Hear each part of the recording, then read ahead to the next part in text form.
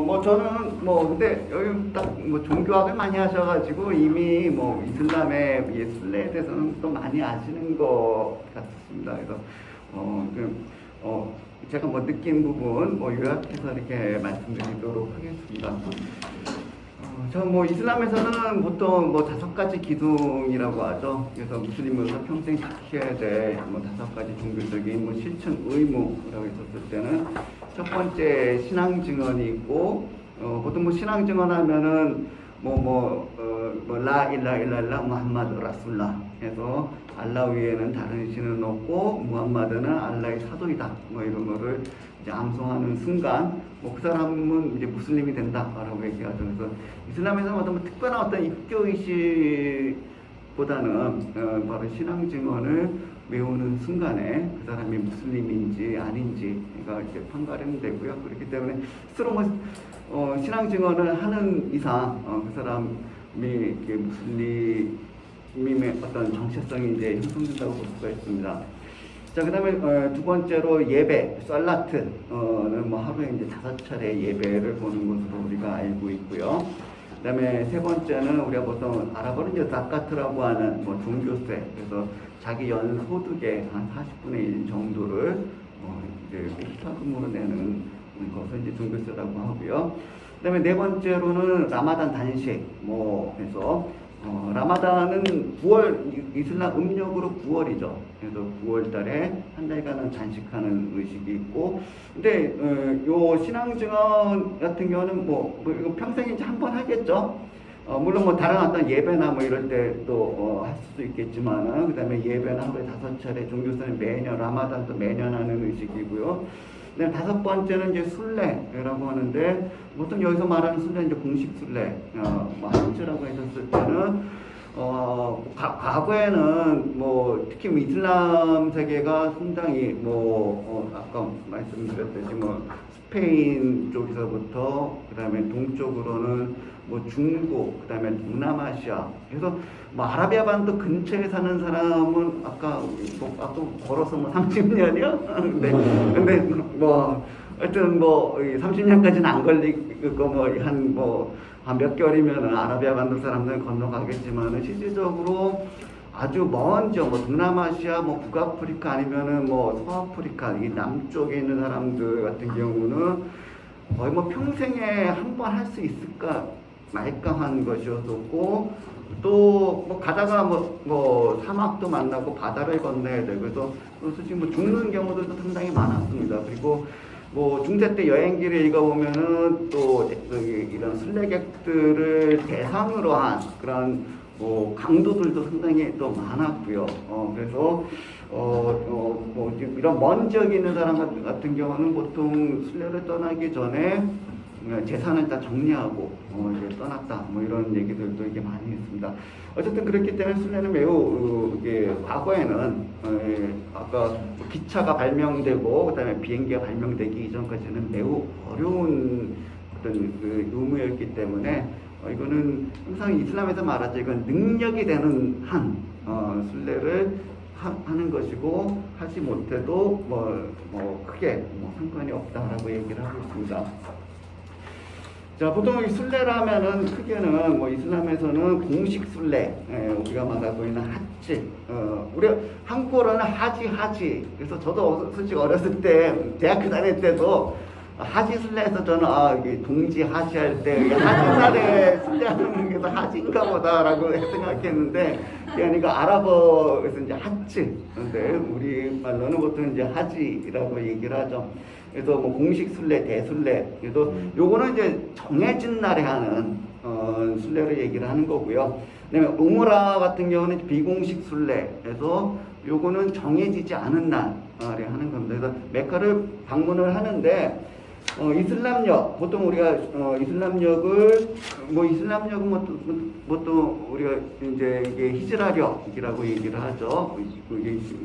예언자 무함마드가 메카에서 메디나로 이주한 622년을 기원으로 하고요. 보통 이건 음력 체계인데 보통 1년이 뭐 354일 정도 해서 우리 양력보다 한 11일 정도 좀 짧죠. 근데 보통 우리 같은 경우도 보면은 뭐 추석 명절 같은 게 매년 이제 변하잖아요. 근데 그래서 여기는 한 열흘 정도씩 빨라지는데 우리랑 좀 다른 거는 우리는 나중에 그게 윤달 제도를 넣어서 다시 보정을 시켜주는데 여기는 그런 윤달 제도가 없거든요. 그래서 무한히 매년 한 10에서 한 11일 정도씩 빨라집니다.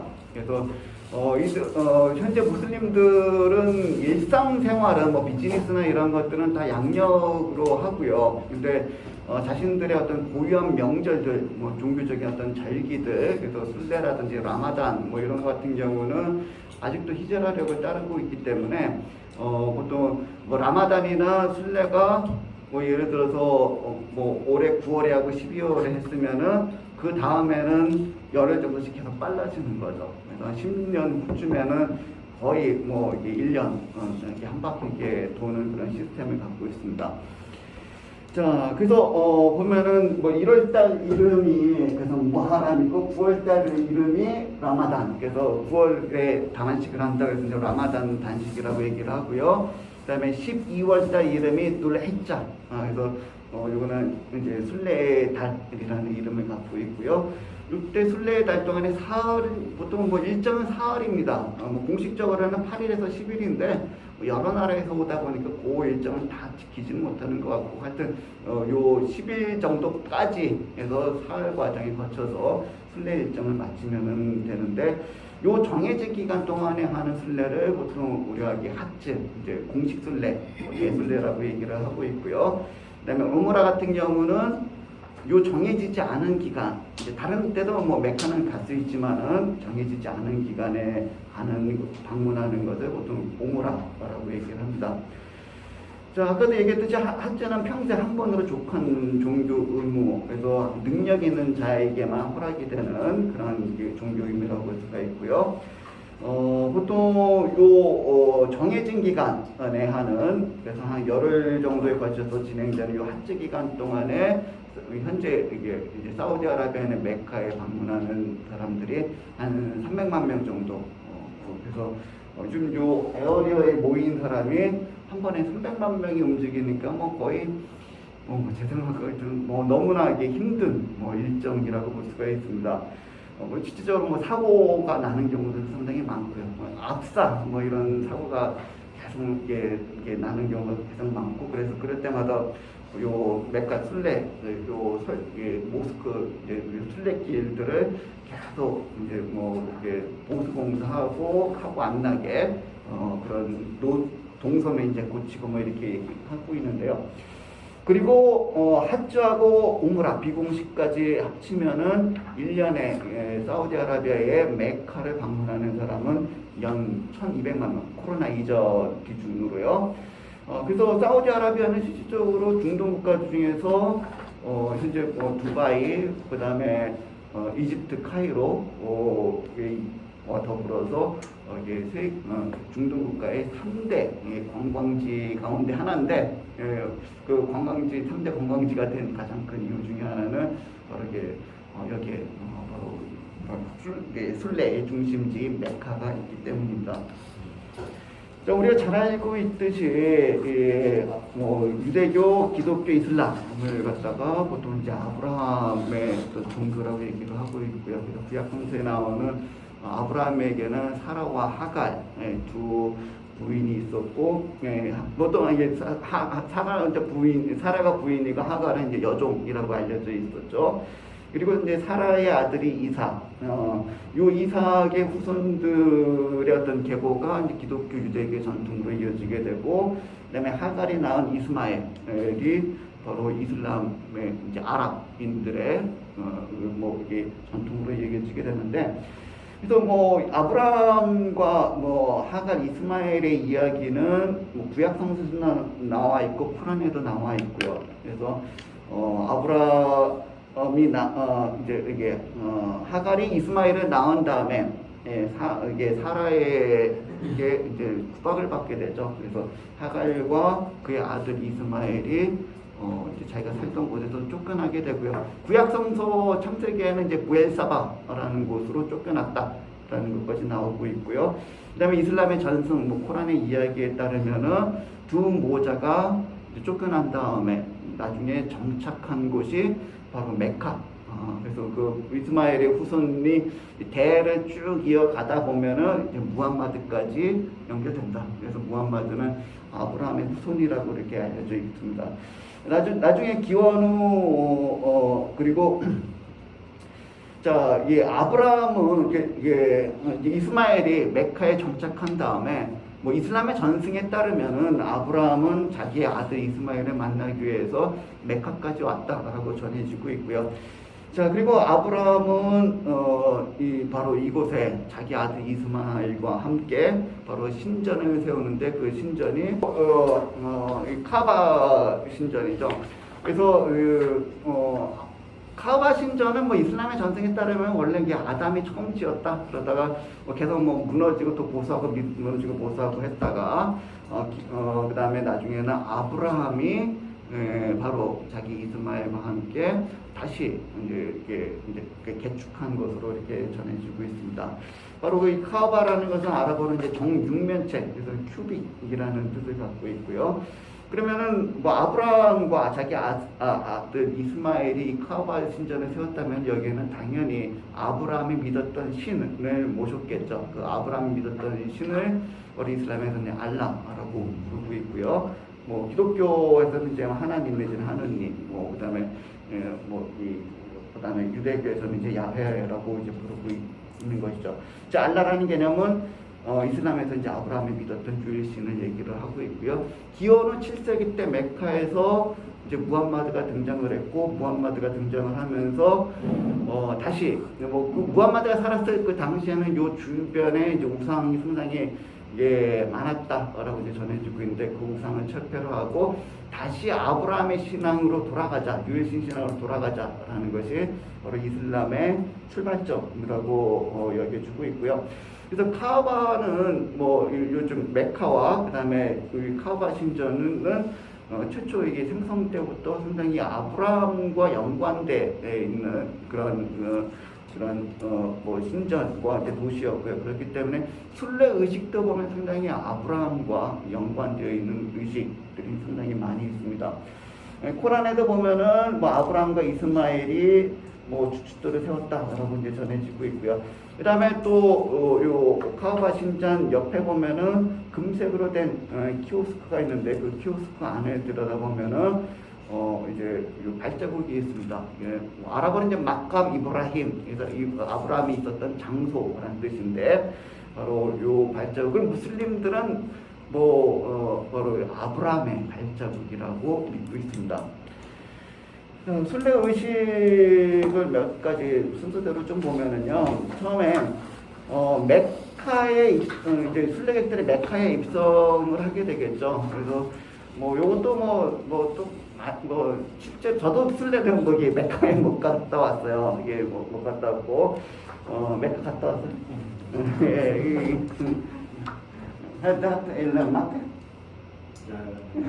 메카 갔다 온 사람이 없네.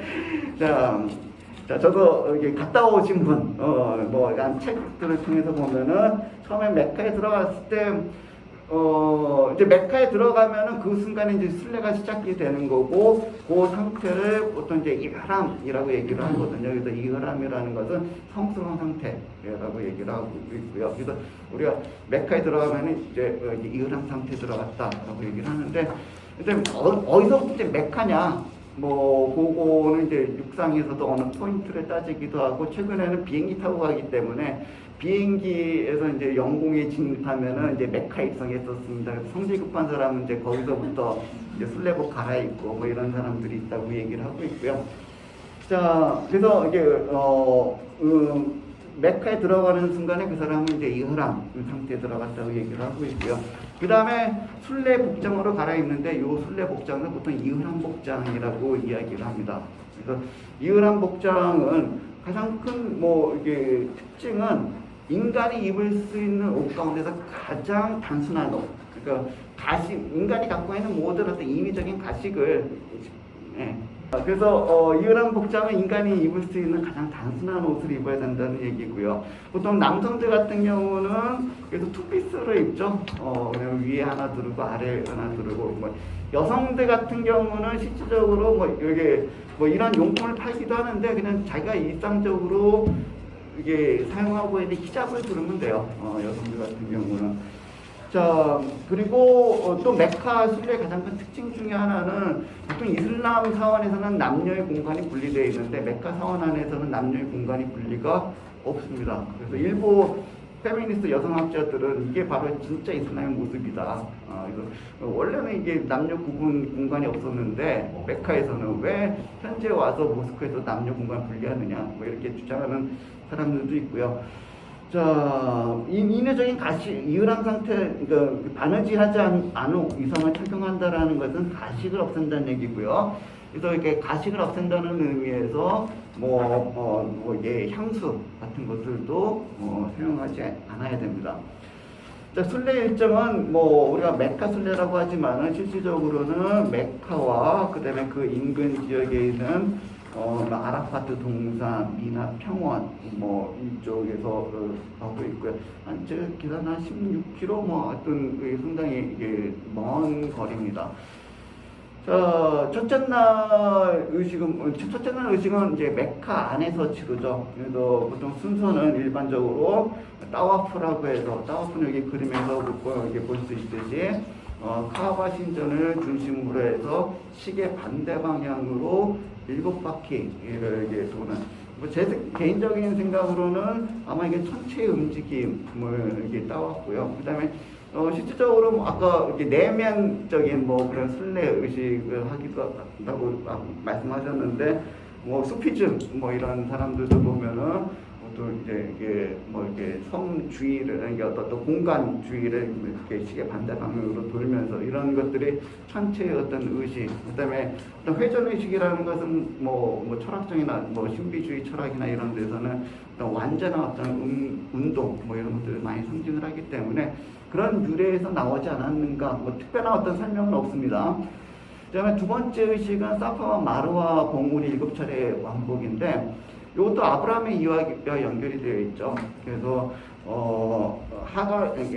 그게 사라에 의해서 하갈과 그다음에 그의 아들 이스마엘 쫓겨나서 메카에 정착했는데 메카까지 왔는데 메카는 그 당시에는 아무도 거의 사람이 살고 있지 않은 호허벌판이었고요. 그래서 그 당시에 어린 아들 이스마엘이 이제 목이 말랐죠. 목이 말라서 계속 이제 물을 달라고 발을 동동 굴렀는데 어머니가 쫓겨난 것도 서러운데 아들이 물도 못 마시니까 얼마나 이게 가슴이 아프겠어요. 그래서 물을 찾기 위해서 요 사파라는 곳과 마루와 이 두 부모리를 이제 호둥지둥 이제 왔다 갔다 했다. 그런데 그때 이 알라가 이제 그 두 모자를 보고 너무나 불쌍하게 여겨서 바로 발을 동동 구르고 있었던 바로 이스마엘 그 장소에서 우물이 솟게했다.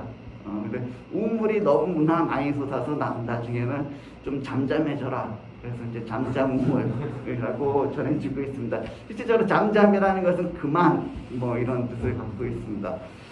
자, 그래서 그 의식을 이제 그런 이야기에서 유래해서 바로 어린 아들을 위해서 이렇게 물을 찾아 헤맸었던 그 어머니의 마음을 기리면서 하갈의 마음을 기리면서 두 봉우리를 7차례 왕복하는 그런 의식을 치르고요. 그 다음에 바로 그 자리에서 솟았던 이제 잠잠우물 이런 물을 마시는 어떤 의식들. 그래서 이슬람세계에서 인터넷 보면 암시장이나 이런 데서 이제 잠잠우물도 불법으로 많이 팝니다. 근데 원래는 그 잠잠우물은 반출을 못하게 되어 있거든요. 어떤 인터넷에 나와 있는 거는 불법으로 유통됐든지 가짜든지 이게 둘 중에 이게 하나입니다. 그 다음에 순례 둘째 날에 보면 이제 아라파트 동산인데 메카 이제 외곽이죠. 근데 여기서는 둘째 날은 좀 쉬어가는 어떤 의미. 그래서 아라파트 동산은 전설에 의하면은 이슬람에서는 아담과 하와가 죄를 저질렀는데 신으로부터 벌을 받죠. 그 벌 중에 하나가 이제 벨거입니다. 그래서 둘이 오랫동안 그게 떨어져 있다가, 그래서 전설에 의하면은 정확하게 콜에 나타났지 않은데 전설에 의하면은 하와는 쟀다. 그래서 오늘날 사우디아라비아는 쟀다. 그쪽에 이제 유배됐고, 그 다음에 아담은 이제 실론 섬으로 유배됐다라고. 그래서 사우디아라비아에 있는 쟀다라는 것이 아랍어는 이제 짰다거든요. 짰다의 할머니. 그래서 거기에는 이게 19세기인가 그때까지 이게 하와를 모시는 사당이 있었어요. 근데 이제 와하비스트에 의해서 이제 그게 이제 나중에 파괴가 됐죠. 그것도 하나의 우상숭배라고 해가지고 어쨌든 아담과 하와가 이제 헤어지게 됐다가 신의 어떤 벌을 받아서 나중에 다시 재회하는 것이 이제 아라파트다라는 전설이 있고요. 그다음에 역사적으로는 예언자 무함마드가 이제 메카를 이제 정복하고 입성한 다음에 이제 마지막으로 순례를 했던 곳, 그 순례하면서 연설을 마지막 연설을 했던 곳이 바로 아라파트 동산으로 알려져 있습니다. 바로 이곳에서 둘째 날에 순례객들은 이제 하루 종일 이제 명상과 기도로서 둘째 날을 보내고요. 네, 셋째 날이 이제 마지막 날인데 미나 평원으로 그림에서 보면은 다시 이쪽으로 이제 돌아와서요. 아침에 돌을 이제 한 3개 뭐 정도쯤 써요. 그리고 그쪽에 마귀 돌기둥이 있는데 마귀를 상징하는 어떤 돌기둥이 있는데 거기다 이제 돌을 던지는 그런 의식을 치르게 된다. 이것도 마찬가지로 아브라함의 이야기와 연결이 되어 있는데요. 우리가 보통 뭐 아브라함에는 믿음의 조상이라고 얘기를 하잖아요. 그래서 이 이야기는 구약성서에도 나와 있고 프라도 나와 있는데 보통 너의 아들을 희생하라 라고 얘기를 하죠. 그래서 뭐 구약성서 이제 번제로 바쳐라 라고 얘기를 하는데 아브라함이 아무리 그래도 아무리 믿음이 좋아도 인간적인 고뇌는 있었겠죠. 그래서 나의 아들을 어떻게 희생할까? 그래도 뭐 신의 뜻에 따르기로 했는데 신이 그 정성을 보시고 그만 됐다. 너의 정성을 모았으니 너의 아들 대신에 양을 바쳐라 라는 이야기가 전해주고 있죠. 그 이야기가 이제 이슬람에서도 뭐 얘기를 이렇게 지금 아래에 나와 있듯이 뭐 내 아들아 너를 제단에 올리라는 명령을 내가 꿈에서 보았노라. 그래서 아브라함이 자기 아들을 희생하려고 하니까 바로 신이 이제 다시 음성이 들리면서 꿈에서 보았던 바로 그 명령을 네가 다 이행했다. 그리고 대신 양을 잡아라라고 얘기를 코란에서 하고 있습니다. 단지 좀 기독교하고 이슬람의 이야기가 좀 다른 것은 희생 제물이 되었었던 그 아들이 기독교나 유대교에서는 이삭으로 보고 있고요. 그 다음에 이슬람에서는 이스마엘로 이제 보고 있습니다. 바로 셋째 날에 행하는 마귀 기둥에 돌을 던지는 의식은 바로 여기서 유래를 하는데 바로 이 신의 명령을 들었을 때 아브라함이 고뇌를 했죠. 그때 이제 마귀가 이제 사탄이 등장을 해서 아무리 그래도 신의 명령에도 어떻게 그걸 따를 수 있느냐. 그래서 아브라함이 그 유혹을 견디고 사탄을 쫓아내기 위해서 돌을 던졌다. 그래서 바로 거기에서 요 의미가 지금 의식이 이제 등장하고요. 그리고 아까 이제 사고가 많이 난다 그러잖아요. 수백만 명 한 번에 사고가 제일 많이 나는 구간이 바로 요 구간이에요. 마지막 날에 사람들이 제일 많이 몰리는 곳이기 때문에 항상 요 정도에서 갑자사고가 이게 가장 많이 나는 곳입니다. 자, 그리고 요 셋째 날 마귀 기둥에 돌을 던지기 의식을 끝내게 되면은 그때부터 이제 축제가 열리게 되는데 그 축제를 보통 희생제 의식이라고 하죠. 이것도 마찬가지로 양을 잡아라라는 바로 거기에서 유래해서 이 희생제 의식이 생겼고요. 희생제 의식을 보통 아랍어로 이제 이들 아드하라고 얘기를 하죠. 이드라는 것은 이제 뭐 잔치이라는 얘기, 아드하라는 것은 희생하다라는 뜻에서.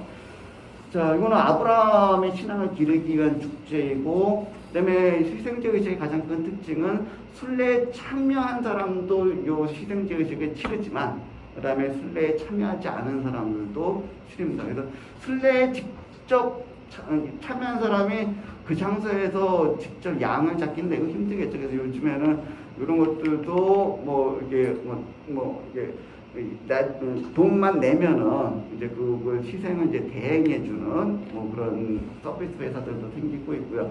보통 일반 가정에서는 아직도 많이 뭐 이렇게 희생인지 의식을 가정마다 보통 이게 직접 행하고 있습니다.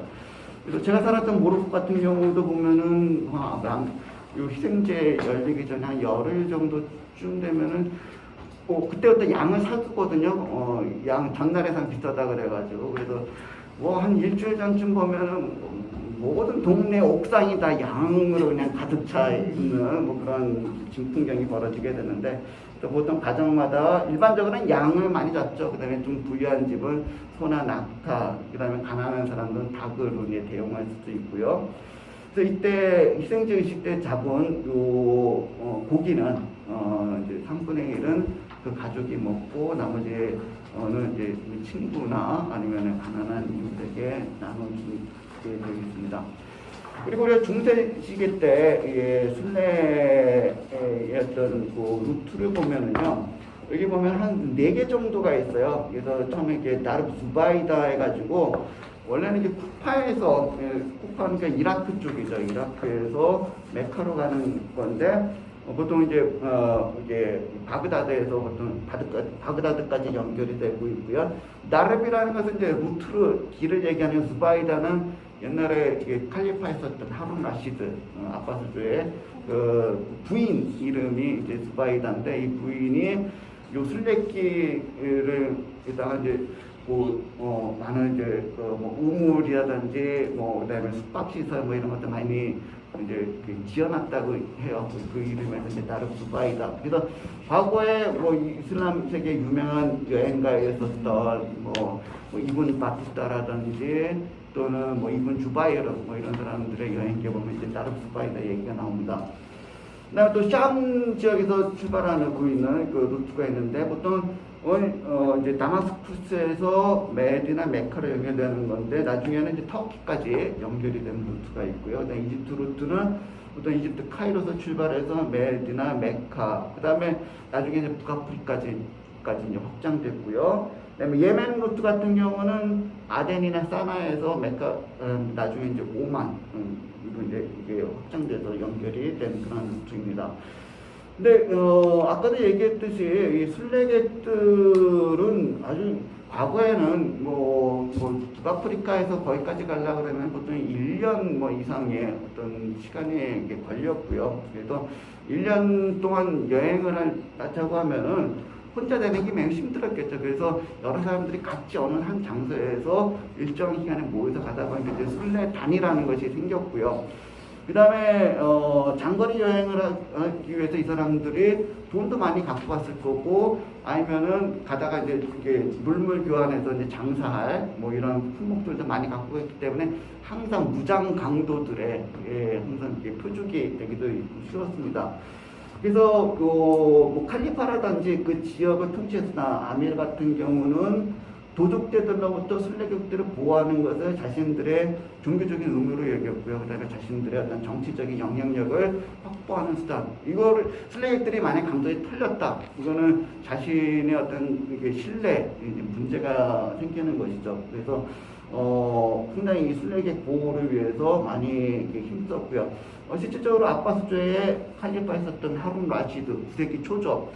는 자기가 직접 수차례 순례객들과 함께 순례를 갔다 오기도 했습니다. 그리고 10세기 무렵부터는 순례단들을 보호하기 위해서 아미를 아찔해서 순례 사령관 제도를 두기도 했고요. 그래서 순례 사령관은 순례단을 보호하기 위해서 병사를 모집을 하기도 하고 자금을 모으기도 했는데 그 출처는 대부분 이제 군주들로부터 나오는 거죠. 자, 그리고 특히나 여러 지역에 이제 순례객들 루트마다 이제 순례 사령관이 있었는데 그 중에서도 제일 중요한 역할을 했었던 사람이 바로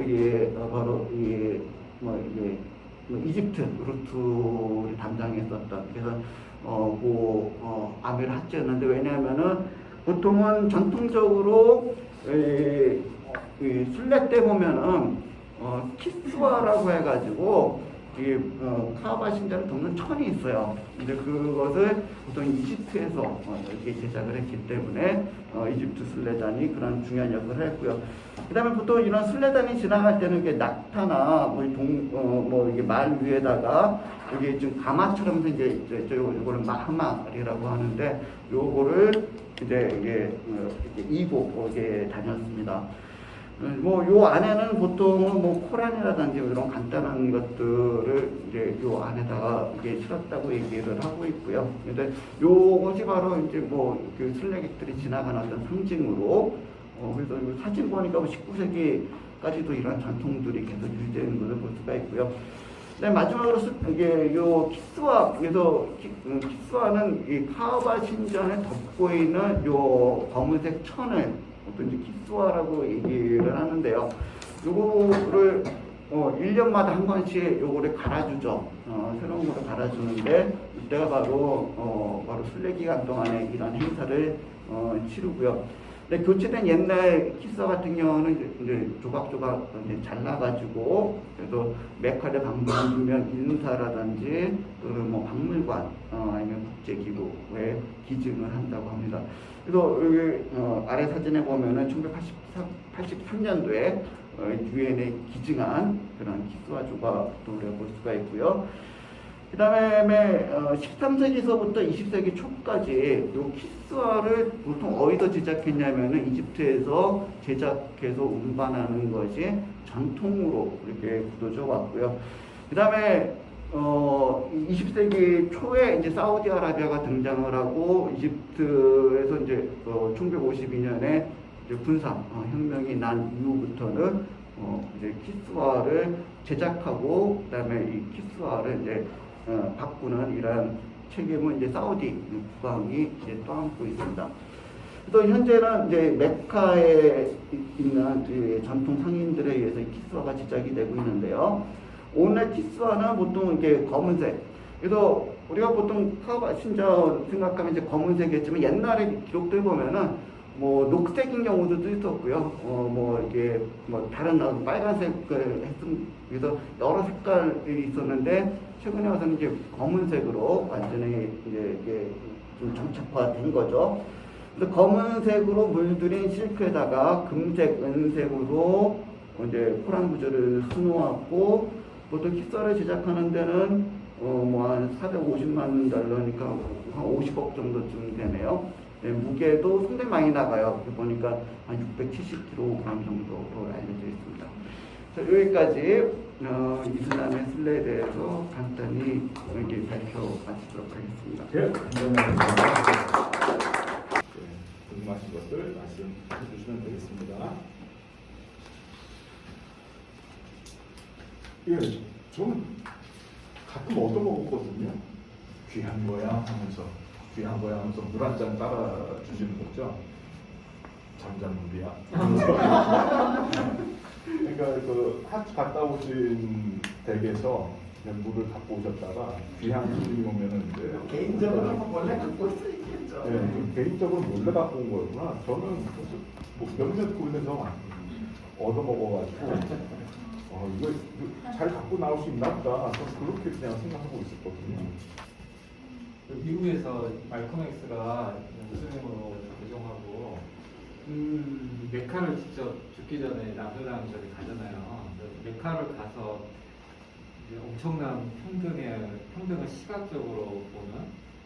그러니까 다 똑같은 옷을 입고 부자인지 가난한지 그것이 안 보이고 미국처럼 뭐 피부색까지 차별하지도 않고 그런 이제 그냥 평등을 눈으로 보는 경험이 그에게 더 종교적 영적인 헌신의 길로 다가가게 했다고 하더라고요. 그리고 말년에 말콤 X가 조금 이제 좀 더 포용적으로 바뀐 것도 메카순례 이후다라고 하더라고요.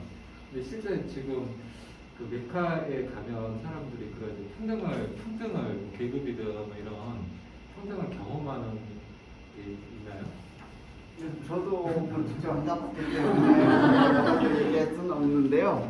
그는 어떤 시대적인 상황이 그랬던 것 같아요. 그 말콤 엑스가 갔던 것이 한 1950년대, 이때는 아직도 미국에서는 상당히 인종차별적인 어떤 법적인, 그때 이제 마르틴 루터 킹하고 같이 흑인 이권 운동을 했었던 그런 시기잖아요. 그래서 그런 어떤 상황에서 미국에서는 아직도 흑인과 백인이 같은 어떤 공간에서 밥을 먹는다든지 또는 이게 기차를 탄다든지 버스 탄다 이런 것들이 매우 어려웠던 시기였는데 이슬람에 와 보니까 이게 여기 지금 같은 옷을 입고 다 이렇게 거의 그냥 다 벌거벗은 상태잖아요. 거기서 흑인과 백인. 근데 저도 개인적으로 보면은 이 무슬림들이나 아랍 세계에서는 이게 피부색 갖고 이렇게 뭐라 그런 적은 거의 이게 보지 않았거든요. 그래서 그렇게 해서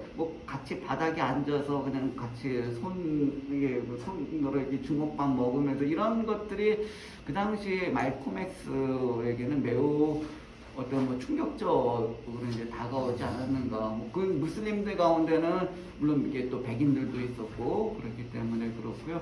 참고적으로 말콤 엑스가 좀 밑에 몸담았던 데가 이제 NOI라는 네이션 오브 이슬람이라는 조직인데, 이제 그거는 상당히 미국에 있는 흑인 공동체들만의 어떤 이슬람, 그러니까 우리가 알고 있는 중동에 있는 이런 오리지널한 어떤 이슬람과는 좀 다른 흑인들의, 그러니까 이 사람들이 서아프리카에서 많이 왔잖아요. 근데 이제 서아프리카의 뿌리를 둔, 그 다음에 또 미국에서 이제 흑인 공동체라든지 이런, 그래서 상당히 좀 그 교리를 보면은 우리가 알고 있는 이슬람과는 좀 다른 것들이 이게 많이 그런 이질적인 요소들이 좀 이렇게 많이 들어가 있는 사실입니다.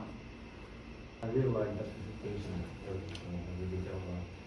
The Hajj is Farida, have been held for maybe 40 years, and as a Muslim, I understand Hajj is a Farida held by the authorities, the kings and presidents.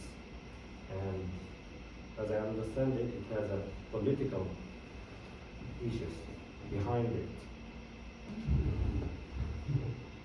My question is, if it will be better if we explain more to non-Muslim people why the Hajj is that important, not just for Muslim but for Muslim governments through the history. Why the Hajj is that important? Because for Muslim we have 5 Farida.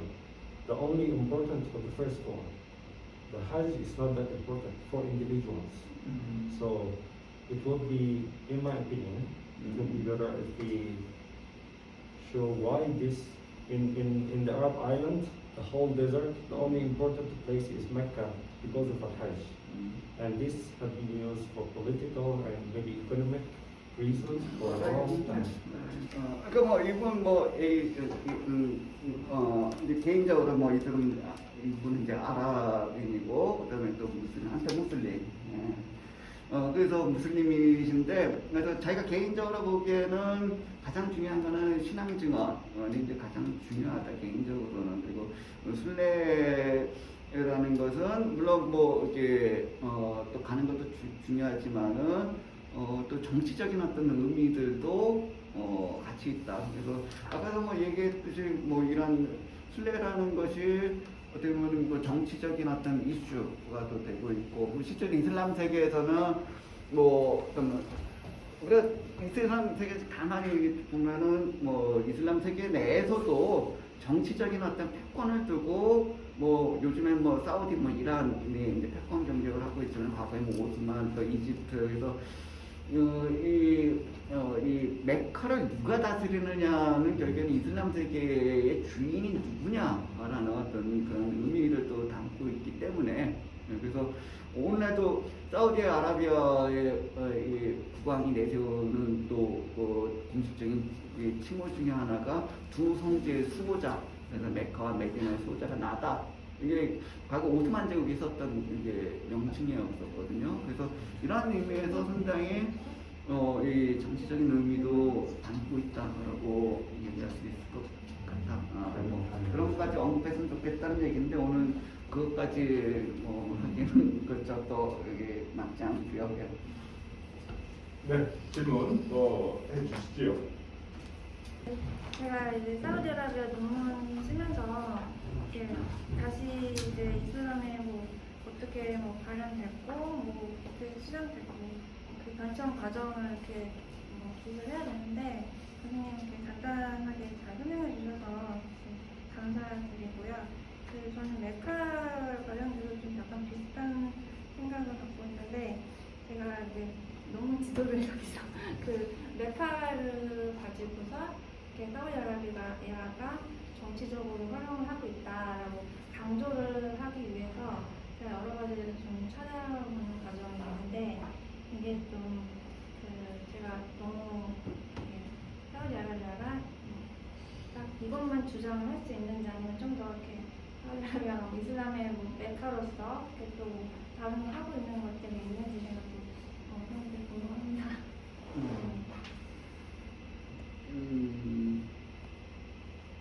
뭐 아까도 뭐 얘기했듯이 뭐 메카와 어떤 메디나가 갖고 있는 어떤 상징성이라는 것은 매우 크기 때문에 뭐 사우디아라비아는 자신이 이 두 그러니까 계속 사우디아라비아 성토대가 되는 것 같아요. 사우디아라비아가 원래는 그러니까 아라비아 반도를 보면은 이게 서쪽 지역이 있고 중간이 있고 그다음에 동쪽 지역이 있거든요. 근데 중간에 있는 지역이 보통 나지드 지역인데 어떻게 보면은 여기가 제일 보수적인 거예요. 그리고 히자즈 지역은 서쪽 지역, 그래서 메카와 메디나에 있는 해안 지역인데 실질적으로 히자즈 지역에는 예언자 무함마드 후손들이 상당히 많이 살고 있었던 동네입니다. 그리고 이쪽 지역은 상당히 전 세계적으로 1000년대 동안 계속 세계 각지 무슬림들이 오면서 장사를 하고 순례가 끝나면 또 장사가 또 열리거든요, 장이. 그래서 상당히 원래 메카 메디나는 상당히 개방적이었던 곳이었고요. 그다음에 뭐 이분 바투타나 이런 사람들의 여행기를 보더라도 여기에서는 뭐 이게 뭐 하나피 법학파, 그다음에 뭐 샤피 법학파, 그다음에 쉬아파에서 여러 종파들이 예배 시간이 따로따로 이렇게 정해져 있을 정도로, 그래서 상당히 이런 종교 간의 또 공존들이 상당히 많았었던 곳이었는데 이제 20세기 초에 사우디아라비아 나지드 지역 출신이죠. 그래서 이제 이 히자즈 지역을 점령하고 난 다음에 이제 어떻게 보면 사우디아라비아가 상당히 좀 보수적인 그런 이슬람이 많이 바뀌어갔다. 그래서 어떻게 보면 이제 사우디 왕가는 그렇기 때문에 더욱더 자신이 어떤 정치적으로 이런 이제 메카 메디나의 어떤 주인이라는 것을 정치적으로 더 많이 이제 활용하는 그런 정책을 써오지 않았는가 그렇게 생각이 돼요.